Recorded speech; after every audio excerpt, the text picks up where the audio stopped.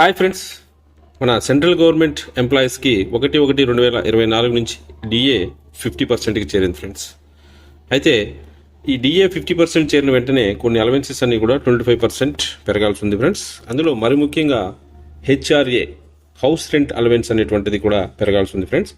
అయితే అప్పుడు ఇచ్చినటువంటి ఆర్డర్లో హెచ్ఆర్ఏ 50% క్రాస్ అయితేనే ఈ 10, 20, 30కి చేరుతుంది అని ఉండడం వల్ల దానిపైన ఎవరు యాక్షన్ తీసుకోలేదు ఫ్రెండ్స్.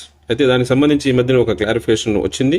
సో దాన్ని మన డిఏపి వాళ్ళు కన్సిడర్ చేసి ఈరోజు మన పే బిల్స్ సంబంధించినటువంటి సాఫ్ట్వేర్లో దాన్ని అప్డేట్ చేయడం కూడా జరిగింది ఫ్రెండ్స్.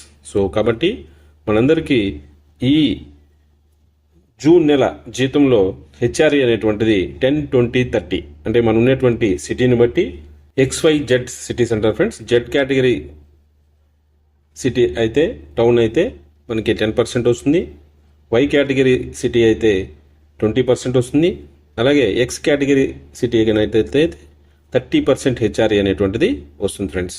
సో అయితే ఈ పెంపు అనేటువంటిది జనవరి నుంచి అమలు కావాల్సి ఉంది ఫ్రెండ్స్. కాబట్టి జనవరి, ఫిబ్రవరి, మార్చ్ మరియు ఏప్రిల్, మే ఈ 5 నెలలకు సంబంధించినటువంటి అరియర్స్ కూడా ఈ జూన్ నెలకు సంబంధించినటువంటి మన పేలో కలిపేటువంటి అవకాశం ఉంది ఫ్రెండ్స్. సో కాబట్టి ఇది అందరూ కూడా హర్షించవలసినటువంటి విషయం ఫ్రెండ్స్. సో ఎందుకంటే మన హెచ్ఆర్ఏ అనేటువంటిది 10, 20, 30 కావాలని మనం ఎప్పుడూ 7th CPC పే కమిషన్ ఇచ్చినప్పటి నుంచి పోరాడుతున్నాం. సో అయితే అప్పుడు పే కమిషన్ వారు ఇవ్వకుండా అది 50% క్రాస్ అయినప్పుడు మాత్రమే ఇస్తామని చెప్పడం జరిగింది.